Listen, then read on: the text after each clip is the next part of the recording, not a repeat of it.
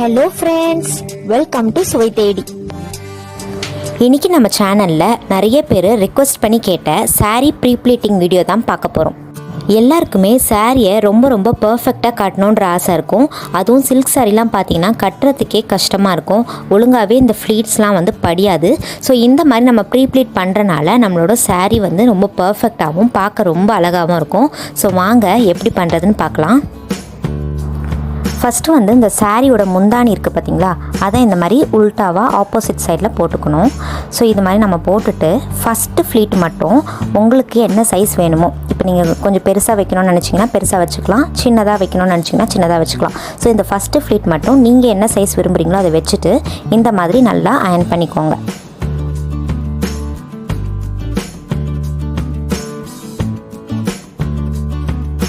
இப்போ இது நல்லா அயர்ன் பண்ணியாச்சு. இப்போ இதை ஓப்பன் பண்ணி பார்த்தீங்கன்னா உங்களுக்கு இந்த லைன் நல்லா விசிபிளாக தெரியும். ஸோ இப்போ இந்த லைனோட நம்ம என்ன பண்ண போகிறோம்னா இந்த எண்டு கிளாத்தை அந்த லைனோட ஜாயின் பண்ண போகிறோம் இந்த மாதிரி. ஸோ இந்த மாதிரி ஜாயின் பண்ணி வச்சுட்டு ஒரு வாட்டி நல்லா அயர்ன் பண்ணிக்கோங்க. இப்போது இது நல்லா அயர்ன் பண்ணியாச்சு. இப்போ ஒரு வெயிட் வச்சுட்டு இதே லைனில் இன்னொரு ஃபோல்டு கொடுக்க போகிறோம். ஃபோல்டு கொடுத்துட்டு இந்த மாதிரி நல்லா டைட்டாக அயர்ன் பண்ணிக்கோங்க. இதே மாதிரி இன்னும் ஒரு 2 ஃபோல்டு நம்ம பண்ணணும். டோட்டலாக பார்த்திங்கன்னா மொத்தம் 3 ஃபோல்டு. ஸோ இந்த ஃபோல்டு முடித்தோடனே திரும்ப ஒரு ஃபோல்டு கொடுக்குறோம். எல்லாமே அந்த லைனுக்கு ஜாயின் பண்ணுற மாதிரி கரெக்டாக வச்சுட்டு நீங்கள் அயர்ன் பண்ணணும். ஸோ இதுதான் லாஸ்ட்டு ஃபோல்டு. மொத்தம் 3 ஃபோல்டு பண்ணியிருக்கோம். ஸோ இந்த பாருங்கள், இது நல்லா அயர்ன் பண்ணிக்கணும். இப்போ அயர்ன் பண்ணி முடிச்சாச்சு. இதை நல்லா இப்போ ஓப்பன் பண்ணி பாருங்கள். ஓப்பன் பண்ணி பார்த்தீங்கன்னா நிறைய லைன்ஸ் உங்களுக்கு வெர்டிக்கலான லைன்ஸ் உங்களுக்கு இங்கே தெரியும். ஸோ இந்த லைன் தான் நம்மளுக்கு இப்போது ஒரு கைடு மாதிரி. ஸோ இப்போ என்ன பண்ண போகிறோன்னா ஃபஸ்ட்டு ஃபோல்டு மட்டும் நீங்கள் முதல்ல பண்ணியில்ல அதே சைஸ்க்கு பண்ணிவிட்டு 1 விட்டு 1, அதாவது அந்த லைன்ஸ் தெரியும், அதில் 1 விட்டு 1 நம்ம என்ன பண்ண போகிறோம், இந்த மாதிரி நம்ம மடிச்சுக்க போகிறோம். ஸோ இந்த வேலை நம்ம பண்ணும்போது நம்மளுக்கு மொத்தம் டோட்டலாக 9 ஃப்ளீட்ஸ் கிடைக்கும். இது ரொம்ப ஈஸியான மெத்தடு. ஸோ நம்மளுக்கு மடிக்கிறதுக்கும் ரொம்ப ஈஸியாக இருக்கும். இதே நம்ம கையில் மடிக்கும் போது அது கரெக்டான சைஸுக்கு வராது. ஸோ இப்படி பண்ணும்போது கரெக்டாக நம்மளுக்கு டோட்டலாக 9 ஃப்ளீட்ஸ் கரெக்டாக வந்துடும். ஸோ இப்போ பாருங்கள், இது எல்லாத்தையும் கரெக்டாக ஆர்டராக அரேஞ்ச் பண்ணிவிட்டு இந்த டிப்பில் நம்ம என்ன பண்ண போகிறோன்னா ஒரு பின்னை வச்சு செக்யூர் பண்ணிக்க போகிறோம்.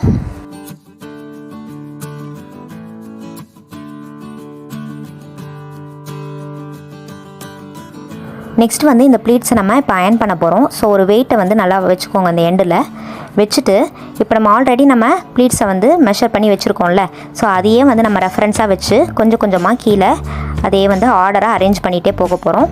ஸோ இப்போ பாருங்கள், நான் ஒரு ஃப்ளீட்ஸையுமே பொறுமையாக ஆர்டராக அரேஞ்ச் பண்ணிக்கிறேன்.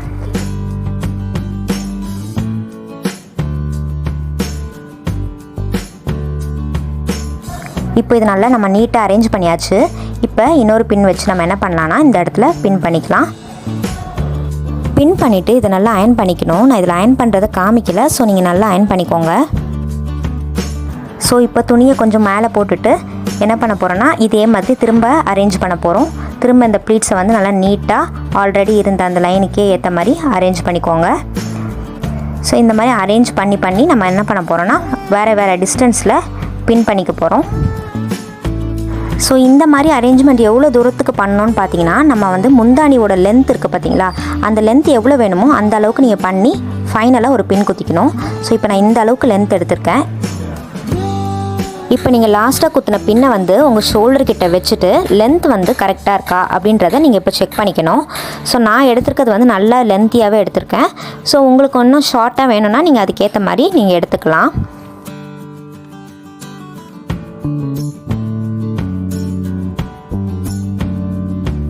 இப்போது இந்த ஷோல்டர் பின் கிட்ட ஒரு வெயிட் வச்சுக்கோங்க. வெயிட் வச்சுட்டு இப்போ நம்ம செஸ்ட் பகுதியில் வர ஃப்ளீட்ஸை அரேஞ்ச் பண்ண போகிறோம். ஸோ இதை எப்படி அரேஞ்ச் பண்ணுறேன்னு பாருங்கள். எல்லாத்தையுமே ஒரு 1/2 இன்ச் கேப்பில் ஸ்ப்ரெட் பண்ணி நல்லா இது அரேஞ்ச் பண்ணிக்கிறேன். நீங்கள் கொஞ்சம் ஸ்லிம்மான பர்சனாக இருந்தீங்கன்னா இந்த மேலே உள்ள ஃப்ளீட்டை கரெக்டாக ஸ்ட்ரைட்டாக வச்சுக்கோங்க. ஒரு சைடு மட்டும் நல்லா அப்படி கொஞ்சம் ஸ்லாண்டிங்காக வச்சுக்கோங்க. இதுவே கொஞ்சம் ஃபேட்டாக இருந்தீங்கன்னா 2 பக்கமே நல்லா வி ஷேப்புக்கு வர மாதிரி அரேஞ்ச் பண்ணிக்கலாம். ஸோ இப்போ நான் இதை நல்லா அரேஞ்ச் பண்ணிக்கிட்டேன் 1/2 இன்ச் கேப் வச்சு. ஸோ ஸ்டார்டிங்கில் ஒரு 1/2 இன்ச் கேப் இருக்கணும். போக போக கொஞ்சம் அந்த கேப்பை கொஞ்சம் பெருசு பண்ணிக்கோங்க, 1 இன்ச் அந்த மாதிரி.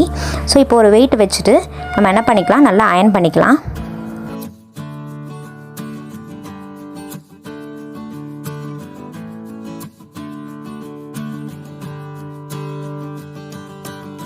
ஸோ இப்போ கொஞ்சம் அயன் பண்ணி முடித்தோடனே இந்த கிளாத்தை கொஞ்சம் மேலே போட்டுட்டு இப்போது திரும்ப கீழே கொஞ்சம் அரேஞ்ச் பண்ணிக்க போகிறோம். இப்போ கொஞ்சம் அரேஞ்ச் பண்ணுறது வந்து ஒரு 1.5 இன்ச் கேப்பில் வந்து அரேஞ்ச் பண்ணிக்கோங்க.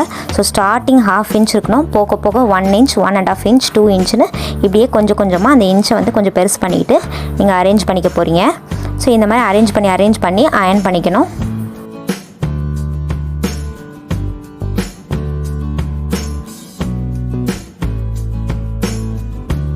ஸோ இந்த அரேஞ்ச்மெண்ட் பார்த்தீங்கன்னா கொஞ்சம் நல்ல லென்த்தியாகவே பண்ணிக்கோங்க. ஏன்னா வந்துட்டு அப்போ தான் உங்களுக்கு அந்த ஃப்ளீட்ஸ் இப்படி சுற்றி இடுப்பு பக்கம் வர இடம் வந்து ரொம்ப அழகாக நீட்டாக இருக்கும். கொஞ்சம் தூரம் தான் பண்ணிங்கன்னா வந்துட்டு அந்த இடம்லாம் வந்து கொஞ்சம் அயன் பண்ணாமல் அந்த ஃப்ளீட்ஸ்லாம் கரெக்டாக இருக்காது. ஸோ செஸ்ட்டிலேருந்து அப்படியே ரொட்டேட் ஆகி உங்களுக்கு ஹிப்பு பின் பக்கம் வர வரைக்கும் நீங்கள் இந்த ஃப்ளீட்ஸை வர மாதிரி அரேஞ்ச் பண்ணிக்கணும். ஸோ இப்போ நெக்ஸ்ட்டு வந்து நம்ம சென்டர் ப்ளீட் மெஷர்மெண்ட் பண்ண போகிறோம். ஸோ இந்த ஷோல்டர் பின்னை கரெக்டாக உங்கள் ஷோல்டர் கிட்ட வச்சுட்டு இந்த செஸ்ட் ப்ளீட்ஸை கரெக்டாக அரேஞ்ச் பண்ணிக்கோங்க. அரேஞ்ச் பண்ணிவிட்டு இந்த கிளாத்தை இப்படி சுற்றி கொண்டு வாங்க. ஸோ இந்த கிளாத்தை இப்படி நல்லா சுற்றி உங்களோட ரைட் சைட் டை கிட்ட இதை கொண்டு வரணும். ஸோ இந்த பாயிண்டில் தான் நீங்கள் வந்து என்ன பண்ண போகிறீங்க, ஃபஸ்ட்டு ஒரு பின்னை வச்சு செக்யூர் பண்ணிக்க போகிறீங்க. இதுதான் பாயிண்ட் 1, ஓகேவா, உங்களோட சென்டர் ப்ளீட்டோட பாயிண்ட் 1.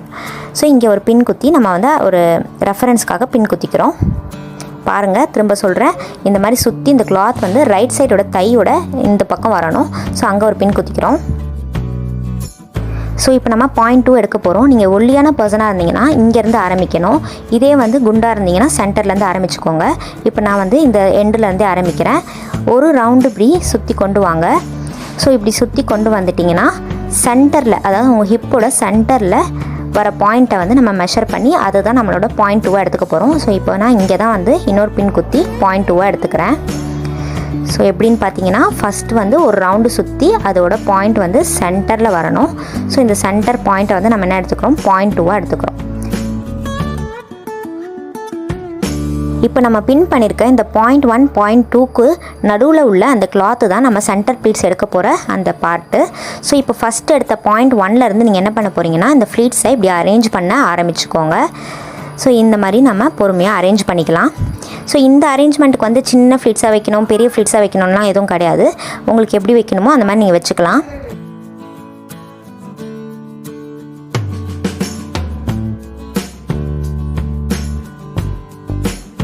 இப்போ பார்த்தீங்கன்னா அரேஞ்ச் பண்ணியாச்சு. இப்போ நம்மளோட பாயிண்ட் 2ஓட பின் வந்துருச்சு. ஸோ இந்த பின் வந்து இங்கேயே முடிஞ்சிடணும். திரும்ப இந்த பின்லேருந்து இன்னொரு ஃப்ளீட்ஸ் எடுத்தா அது வந்து கரெக்டாக இருக்காது. ஸோ ஃபஸ்ட்டு நம்ம பாயிண்ட் 1லேருந்து இப்படி ஃப்ளீட்ஸ் எடுத்துகிட்டே வரோம். அது பாயிண்ட் 2க்கு முடியும் போது ஸ்டாப் பண்ணிடணும். ஸோ இதுதான் ஸ்டாப் பண்ணுற அந்த பாயிண்ட்டு. இதுக்கு மேலே நீங்கள் ஃப்ளீட்ஸ் எடுக்காதீங்க. இப்போ இந்த ஃப்ளீட்ஸை நல்லா ப்ராப்பராக ஒரு வாட்டி அரேஞ்ச் பண்ணிவிட்டு இங்கே வந்து டோட்டலாக எல்லா ஃப்ளீட்ஸையும் சேர்த்து ஒரு பின் குத்திக்கோங்க.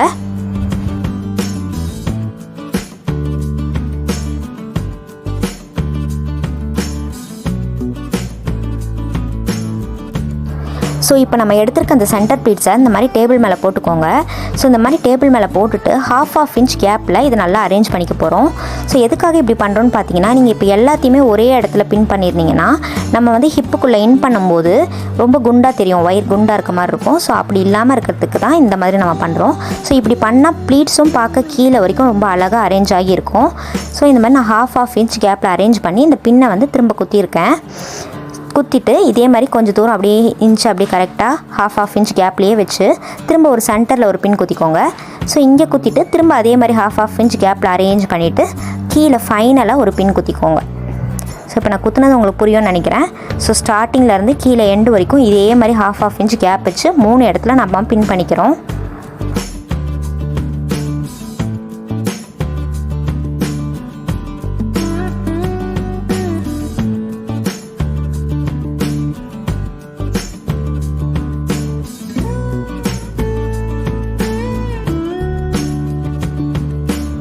இப்போ இதை நம்ம நல்லா பின் பண்ணியாச்சு. ஸோ இப்போ வந்து நம்ம என்ன பண்ண போகிறோம், நல்லா அயன் பண்ணிக்க போகிறோம். ஸோ இந்த மாதிரி அயன் பண்ணுறதுனால அந்த ஃப்ளீட்ஸ்லாம் நல்லா நம்ம வச்ச இடத்துல அதே பொசிஷனில் நல்லா படிஞ்சிருக்கும். ஸோ இது மாதிரி கரெக்டாக ஒரு வாட்டி அரேஞ்ச் பண்ணிவிட்டு நல்லா அயன் பண்ணிக்கோங்க.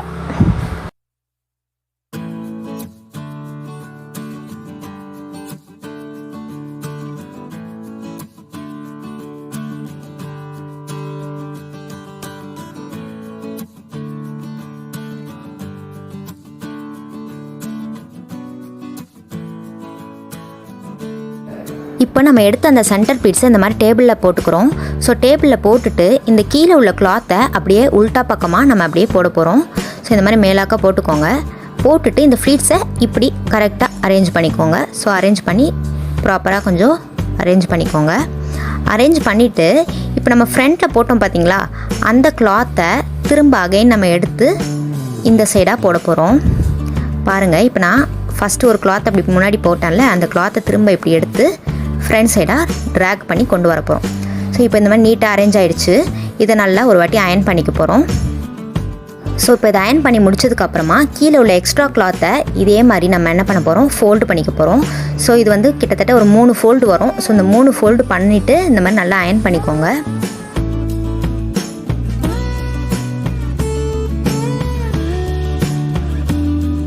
இப்போ உங்களுக்கு நான் காமிக்கிறேன் எப்படின்னு பார்த்தீங்கன்னா, ஃபஸ்ட்டு ஒரு ஃபோல்டு பண்ணோம், ரெண்டாவது ஒரு ஃபோல்டு, இப்போ மூணாவது லாஸ்ட்டாக அந்த எண்டு கிளாத் வந்து மூணாவது ஃபோல்டாக வச்சுருக்கேன்.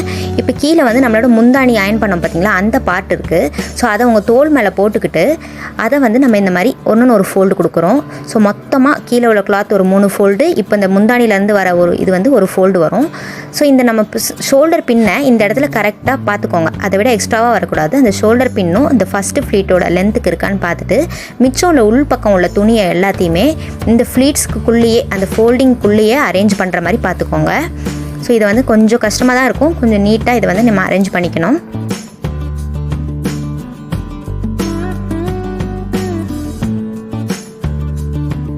ஸோ இந்த மாதிரி நல்லா அரேஞ்ச் பண்ணிவிட்டு ஒரு வெயிட் வச்சுக்கோங்க. வெயிட் வச்சுட்டு இப்போது உங்களோட ரைட் ஹேண்ட் சைட்லேருந்து ஃபஸ்ட்டு ஒரு ஃபோல்டு கொடுக்குறோம். ஸோ இந்த கிளாத்தை வந்து கரெக்டாக அரேஞ்ச் பண்ணி அந்த வெளியில் வந்து எதுவுமே தெரியாமல் நல்லா உள்ள துணியை நல்லா மடித்து விட்டு ஒரு ஃபோல்டு வச்சுக்கோங்க. அதே மாதிரி லெஃப்ட் ஹேண்ட் சைட்லேருந்து வர ஃபோல்டு வந்து நல்லா லென்த்தியான ஃபோல்டு, அதாவது அங்கேருந்து இந்த ஃபஸ்ட்டு ஃபோல்டு ஸ்டார்டிங் பாயிண்ட் வரைக்கும் நம்ம கொடுக்கணும். ஸோ கொடுத்துட்டு உள்ளே உள்ள வெயிட்டை இப்போ எடுத்துக்கலாம். எடுத்துகிட்டு இப்போ மூணாவது ஃபோல்டு எப்படின்னா, ஃபஸ்ட்டு ஒரு ஃபோல்டு போட்டோம்ல, அந்த ஃபோல்ட்லேருந்து மூணாவது ஃபோல்டை கரெக்டாக இந்த மாதிரி நம்ம அரேஞ்ச் பண்ணிக்க போகிறோம்.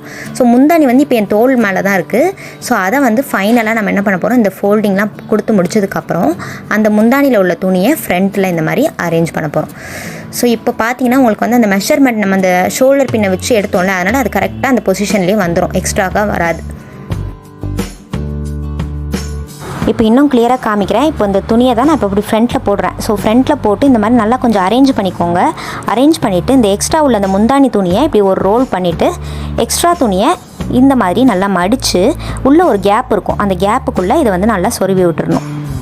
ஸோ இவ்வளோ தான் நம்மளோட பாக்ஸ் ஸ்ப்ளிட்டிங் வந்து முடிஞ்சிடுச்சு. ஸோ இந்த பாக்ஸ் ஸ்ப்ளிட்டிங் பண்ணுறதே வந்து கொஞ்சம் இப்போ நம்ம ஒரு 2 நாளைக்கு அப்புறம் நம்ம இந்த சாரீ கட்ட போகிறோம் அப்படின்னா இந்த மாதிரி பாக்ஸ் ஸ்ப்ளிட்டிங் பண்ணி வச்சுக்கலாம்.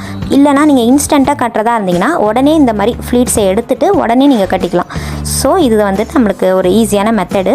ஸோ பாருங்கள், உங்களுக்கு ஏதாச்சும் டவுட் இருந்தால் நீங்கள் கண்டிப்பாக கமெண்ட் செக்ஷனில் கேளுங்க. நான் கண்டிப்பாக உங்களோட டவுட்டை கிளாரிஃபை பண்ணுவேன். ஸோ இந்த வீடியோ உங்களுக்கு யூஸ்ஃபுல்லாக இருக்கும்னு நினைக்கிறேன். பிடிச்சிருந்ததுன்னா லைக் பண்ணுங்கள், ஷேர் பண்ணுங்கள், சப்ஸ்கிரைப் பண்ணிவிடுங்க. கூடிய அந்த பெல் ஐக்கானையும் ப்ரெஸ் பண்ணுங்கள். Thank you so much.